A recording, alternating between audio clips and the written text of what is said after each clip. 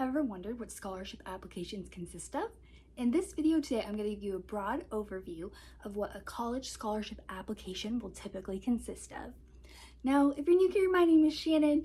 I make videos every Monday and Friday on my YouTube channel. Monday focuses fully on my college series, so anything about scholarships, dorm life, tips and tricks for supporting your student through their college journey. And Friday is more about my personal life, raising two young littles, and cleaning motivation. Now, for today's video, I really want to focus on the scholarship applications that colleges typically will have for your student.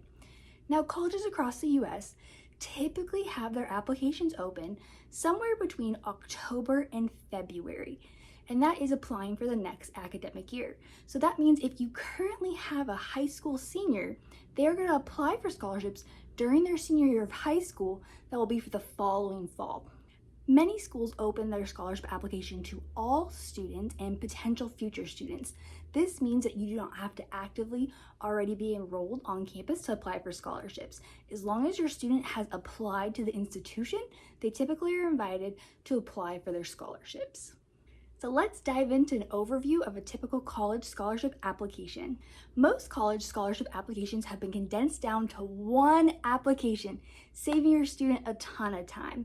Now, depending though on their major or program or specific scholarships, there may be additional steps beyond that initial application for them to complete to be eligible for very specific scholarships, whether those are major based or something else connected to your student.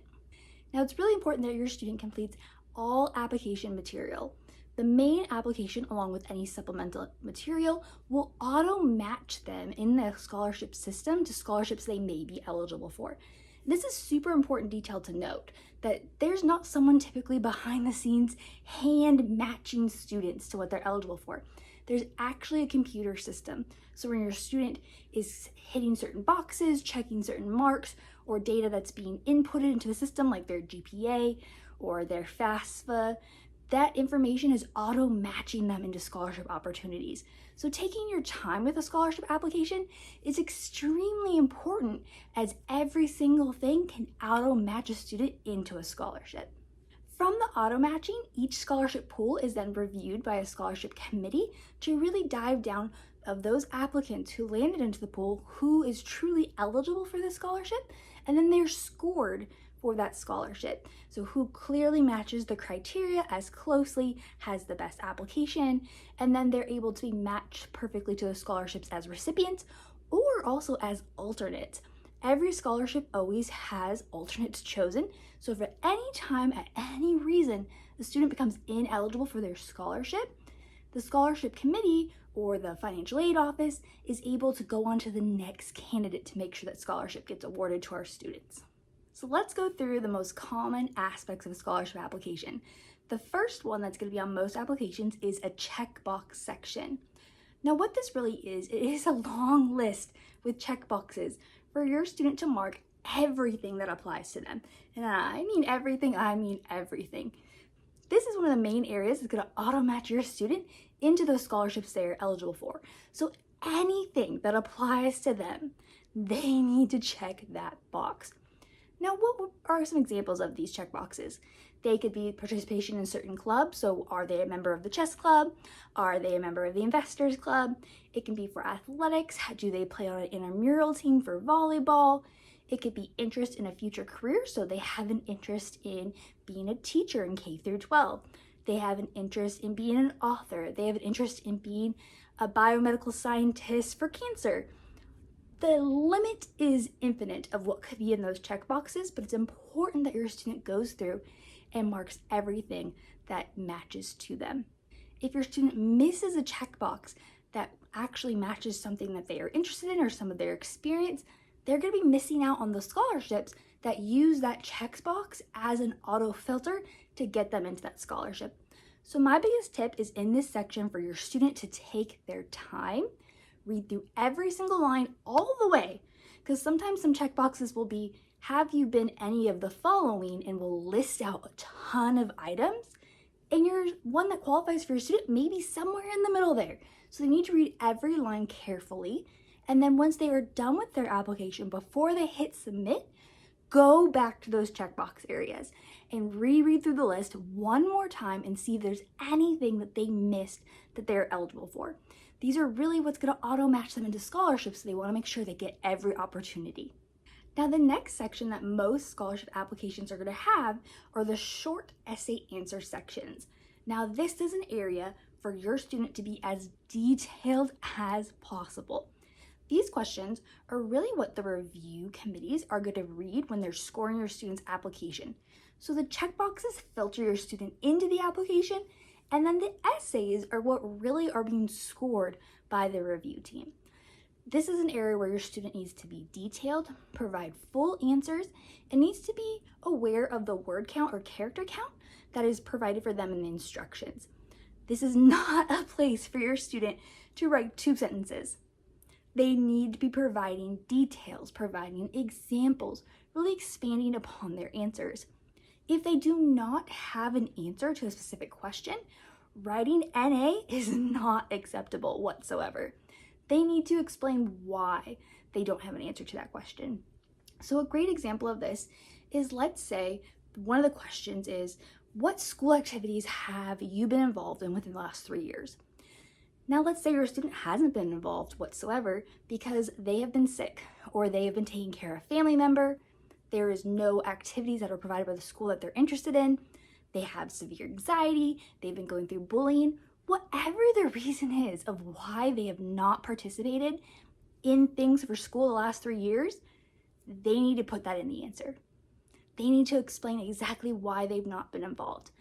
Providing those details is what gives the reviewer the opportunity to A, get to know your student, B, have an answer to the question, and C, get to score them by the information that they provided.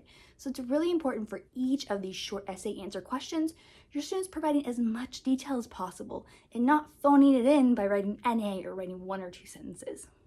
Now, our next section is a little less common, but is possible to happen for many schools, is interviews. Now, interviews are going to happen only for specific scholarships, sometimes the most prestigious scholarships or scholarships with the most funding, where your students actually get to get invited to go and participate in an interview for that scholarship. Now, your students should treat this interview just like they're treating a job interview. They should dress for success. They should review their scholarship application prior to going, and they should look up details about that scholarship and review that information.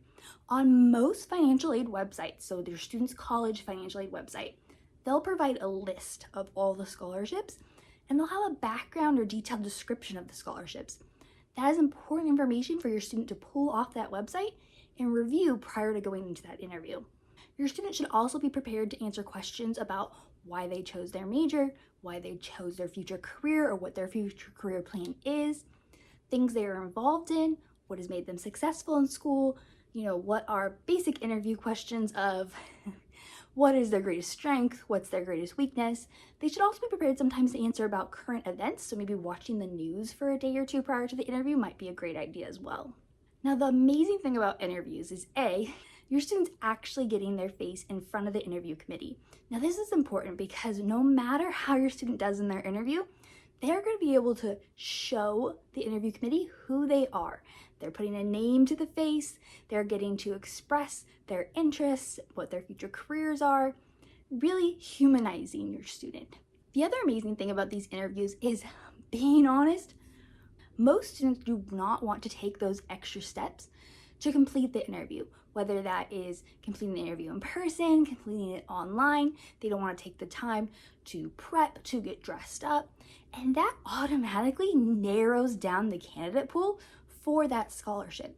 So by your student participating in their interview, their chances of receiving that scholarship go up even higher because they took the time to prepare and actually go to the interview. Now, our next section that might be on a college scholarship application is auditions. Now, auditions are really typically reserved for specific majors, and that includes music, dance, and theater. Show business. Anytime that students are in these majors, they most likely will have an audition component to their scholarship application. So if they're in one of these majors, it's extremely important for them to go and talk to their department office. Just pop in or send an email and find out all the details for when those auditions are. The auditions may be in the fall, they may be in the spring, but a lot of scholarships are created for those majors that require students to complete that audition. That extra reason to show off their skills and to show off their craft, because donors want to make sure their scholarships are going to students who are truly dedicated to the major and potentially a career in that major. So it's very important for these showbiz type majors, music, theater, and dance, reach out to their college department to make sure they are getting signed up for that audition, they are prepping for the audition, they are showing up early and completing their audition. Not completing an audition could completely rule them out of receiving scholarships for their major. Now, they may still be eligible for generalized scholarships that are not attached to their major, but they're losing out on a lot of potential opportunities by not completing that one requirement. Our next section is portfolios. Depending on your student's major, they may be required, just like auditions, to complete a portfolio, an extra step that showcases their work. Typical majors that have this requirement are art, architecture, and sometimes engineering. Now, depending on their criteria, this might be your student submitting one piece of work to showcase or multiple pieces of work to showcase. It could be submitting this digitally, submitting it as hard copy, or even sometimes presenting it at specific events. Now, it's really important for your student, just like in auditions, to go talk to their major department office and see what the requirements are and when those deadlines are, because they can make themselves ineligible for certain scholarships related to their major if they don't complete those extra steps. And I'll be 100% honest, in my time working at scholarships at different institutions, many students don't want to do that extra step. And so the candidate pool is already small. And so your students' potential of getting scholarships and potentially receiving multiple scholarships keeps going up the more they do that extra little work. So once again, always make sure your student is checking with their major department office and completing those extra steps. They're already doing amazing work, so they might as well show it off and have the potential to get their tuition and fees paid. Now, our next section is additional steps based on major or specific scholarships. Now, we've already been talking about a few additional steps with interviews, with doing auditions or portfolios, but sometimes depending on the major or the college your student falls into, there may be a supplemental application for them to complete. Now, this would be additional questions, whether that's checkbox questions, short answer questions, for them to complete to help further filter your student's application into the correct scholarships. A great example I can give you is at one institution I worked at. For any student that had their major under the College of Agriculture, so College of Ag, the student had an additional, very small application to complete where they would checkbox any of the clubs that are specifically there that they were involved in, and they would checkbox for specific careers that they were interested in. Now, this helped filter down all the applications from that major into those scholarships. And just like I've said multiple times, a lot of students don't want to complete the extra step. And in this case, the extra step was really, really easy because it was checkboxes. So that made the candidate pools for those scholarships even smaller than they would have been without that additional application. So it's an extra step, but it's something for a student to be aware of. Now, how can they find out about these requirements? First, they should check the financial aid website for their college, because that will tell if there's any extra additional supplemental applications that they need to do based on their major. The second thing they can do is reach out to their department office to see if they know of any extra steps they need to take. Really, this is a filtering tool to match students into scholarships and to weed out students who are not putting in the work. So really make sure they're doing those extra steps. Now, an example of extra steps that could be scholarship specific, I have seen where there's been specific scholarships that students could be eligible for based on major and GPA or club involvement.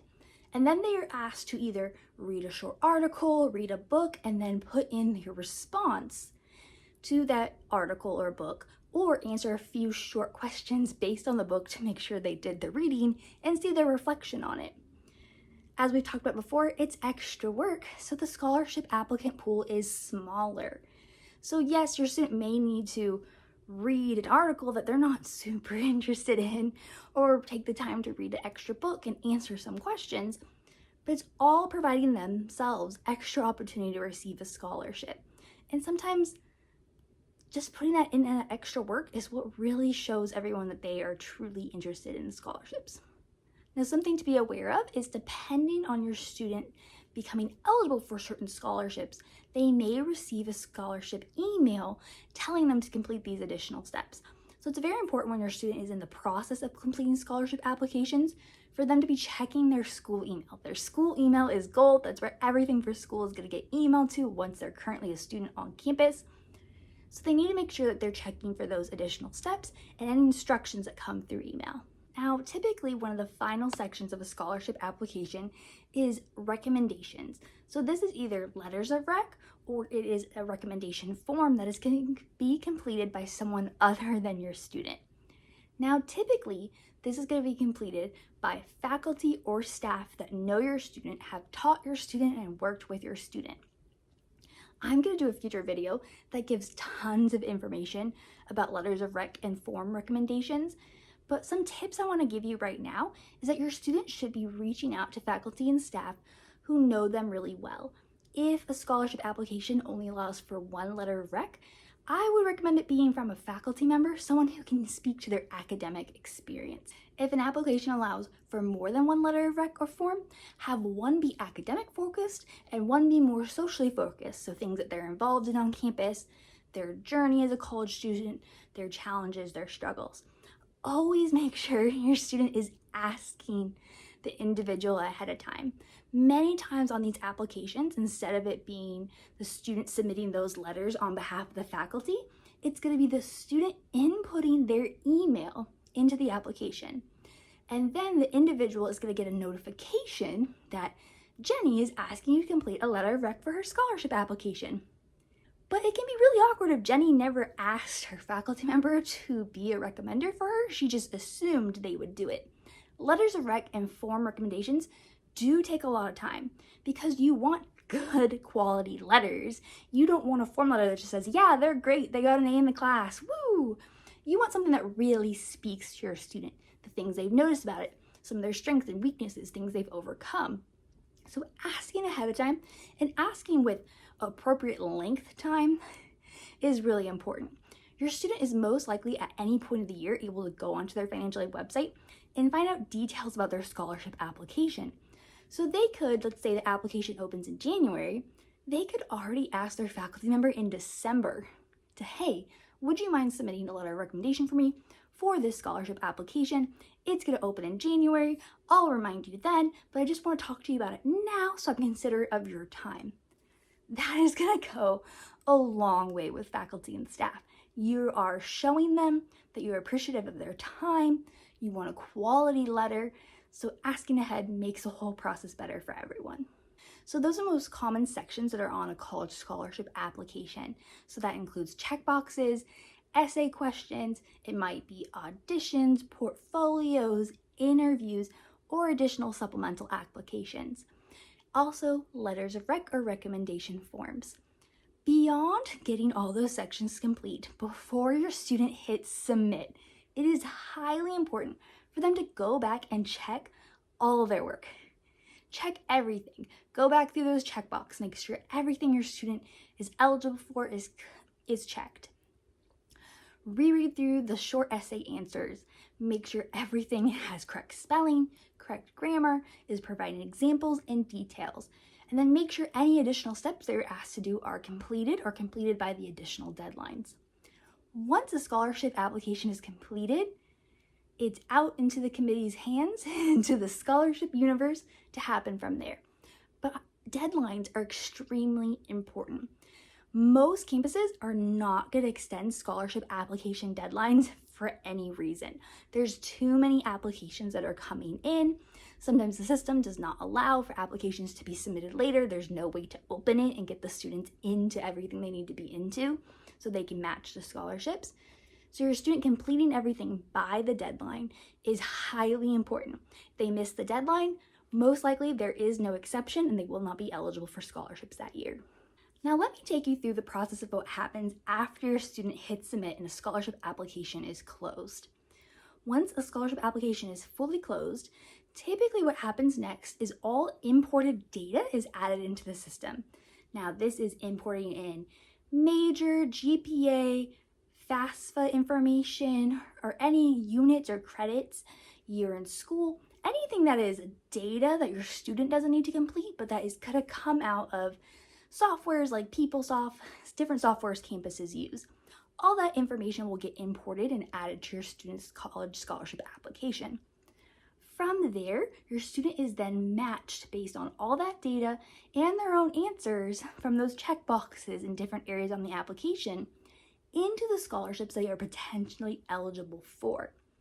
Now, once they're in those pools, that doesn't mean that they're just getting that scholarship.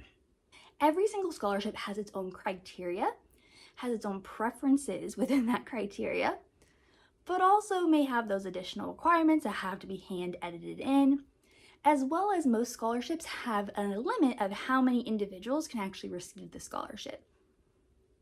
So for example, some scholarships may only be able to have one recipient of the scholarship, and there might be 45 people that go into that applicant pool. From there, really it's about narrowing down the individuals, where other scholarships might have 10 recipients, and so they're able to pull more from that pool and reward more students with the scholarship. Now, typically at most college campuses, there are actual humans reviewing every single answer that your student put in. And these are typically scholarship committees that are made up of faculty and staff from campus, sometimes some outside people, to review all the students' applications. So let's say that a scholarship is created specifically for students majoring in business finance who are members of the Investors Club. Very specific. Those two things already narrowed down a student to get entered into that applicant pool. Now that they're narrowed into that applicant pool, what is going to happen is that the actual pool is going to be reviewed by the committee. Now, if the pool is small and manageable, so typically under 50 applications, all individuals in that applicant pool are going to be reviewed for the scholarship and be ranked with scoring systems. Now, every campus, every scholarship has its own ranking system, its own point scoring system. So I can't give you a full overview of what that would look like. It just depends on the scholarship and the school. There's different criteria for every single one. Now, if the applicant pool is too big, it's unmanageable. Let's say a scholarship is going to have one recipient and 400 students filter into that scholarship. It's not feasible for all 400 students to be reviewed. So what's going to happen is the committee is going to look at the preferences, and sometimes there's labeled criteria of first priority, second priority, third priority, and they're going to narrow down the pool based on that. So an example of this oftentimes is, the scholarship allows anyone with a 3.5 GPA and above to be eligible for the scholarship.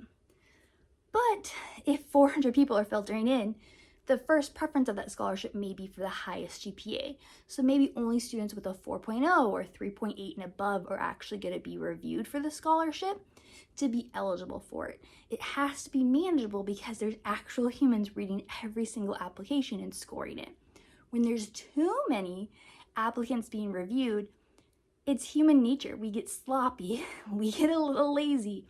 Reading through all that data and making sure you're scoring appropriately doesn't always happen, and so that provides even less opportunities for students and more room for error. That's sometimes why scholarship pools are narrowed down, to make sure that we are in quality reviews of the applicants for their scholarships. Now, once all scholarships are reviewed within an individual pool, let's go back to that example I gave you of a finance scholarship for students that are in the Investors Club. Once all of them are reviewed and scored, the system will show them in ranking order from the highest scoring student down to the lowest scoring student. And let's say this scholarship only has one recipient. The top student is typically who is going to be double checked and be awarded the scholarship. And the next student in line will be the alternate for that scholarship. Now, what's amazing with alternates is at any point a student becomes ineligible for a scholarship, there is a next student waiting in line to receive that scholarship. That student who is the alternate will be double checked, make sure they still rate their criteria, and then be awarded the scholarship. If for some reason the alternate is no longer eligible for the scholarship, it'll just continue going down that line. The goal at the end of the day is to make sure these scholarships get awarded to help students. So the ranking system and scoring allows that to happen to make sure we'll keep moving on to the next eligible applicant. Now let's talk about the scholarship notification process. So for many schools, colleges are going to reach out to students and let them know if they received a scholarship, typically over the summer. Now, that's a long time to wait. Sometimes it's able, depending on the scholarship or the program, to happen earlier, but for the most part, it's happening this summer. This is because they're either waiting for final grades to be posted or final transcripts to come in for new students and transfer students to make sure the students that are getting awarded the scholarship to their financial aid package are truly eligible for the scholarship. You don't want to award the scholarship to a student and then a week later be like, we're so sorry, we made a mistake, you actually don't meet the criteria anymore. That will break the student's heart. It would be a terrible situation, and it will create unnecessary work on the financial aid side. We want to make sure those students are truly eligible for that scholarship before they get notification. For many schools, students are going to get notification via their school email or their school portal system, their financial aid portal. So it's important for them to be checking those systems over the summer to see if they received a scholarship or not. Now, depending on the school, there might be a process where they have to actually accept the scholarship. So if they don't go in and accept it, then financial aid's like, well, they don't want it. So it goes on to the next person. And there can be reasons why a student may choose not to do a scholarship. Maybe there's some certain requirements that need to be added on, some additional steps they need to do, or they're just not interested. It happens. It truly does. So it's important for students to be accepting the scholarship if that is a requirement of their university. And that's going to be something that the university will have on their financial aid webpage. For many schools, they're just auto-accepting for the student because they're like, you want free money, we want to give you free money. But some schools don't have that process. So it's important for your student to go to their financial aid website. There's going to be a section that talks about it to double check what that process is. Now, what happens if your student doesn't receive a scholarship? I'm going to be honest, it happens, and it's okay. It is not the end of the world. There's a few things that can happen from here. Your student's going to get notification, whether that's via their email or financial aid website, that they didn't receive a scholarship. Sometimes that notification might not even come right away until later once the school year has started, because remember, there is that potential that if student A, who received a scholarship, is no longer eligible for it, it's going to go to the next in line. Your student may be one of the next in line for that scholarship. So we don't want to send out multiple notifications to a student, so they just need to hold on. It's important to note that things change at any time. Your student could not receive a scholarship for fall semester, but could receive one in spring because the original recipient of the scholarship graduated or left the institution. So now your student gets the spring portion of that scholarship. That's amazing. It's also important to note that your student should never give up. Many donors create scholarships that are designed for students who they feel are very committed to the major and future career path. Now, honestly, that usually means that many scholarships are designed for junior and senior students because that's what donors feel are the students who are really committed to their major. So your students' chances of receiving a scholarship go up every single year they're in school because of that requirement of them being upper division students. But remember also, your student is always changing.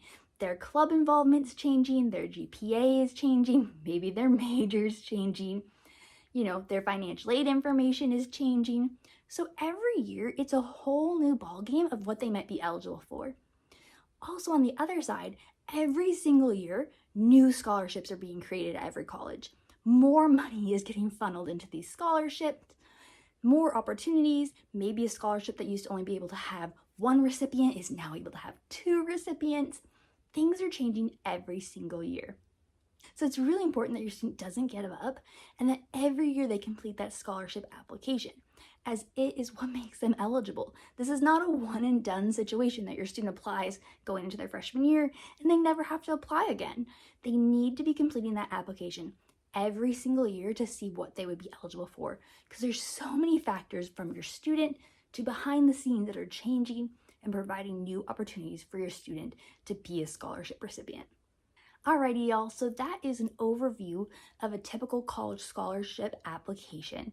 Now, remember, as we talked about before, for many schools, this is going to be one application that students complete, and then there might be additional requirements or parts that are added on depending on their major, their program, or scholarships they are eligible for. It's important at the end of the day that first your student applies to scholarships, and that they take their time when completing the application and really put in those details. Make sure they're answering questions fully, make sure they're double checking all of their work before they hit submit prior to the scholarship deadline. It is possible to get scholarships. The biggest tip I have to say is never give up, because it's always a possibility that you might get a scholarship later.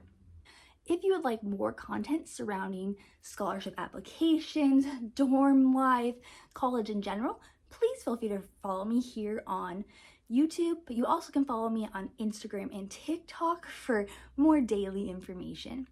I hope you have a wonderful day, and if you have any questions or comments, information you'd like to share with others, please feel free to put them in the chat. I'll do my best to answer questions there, but I may also make a future video based off your question because it's fantastic and more people should know about it. Alrighty, y'all. I hope you have a wonderful day.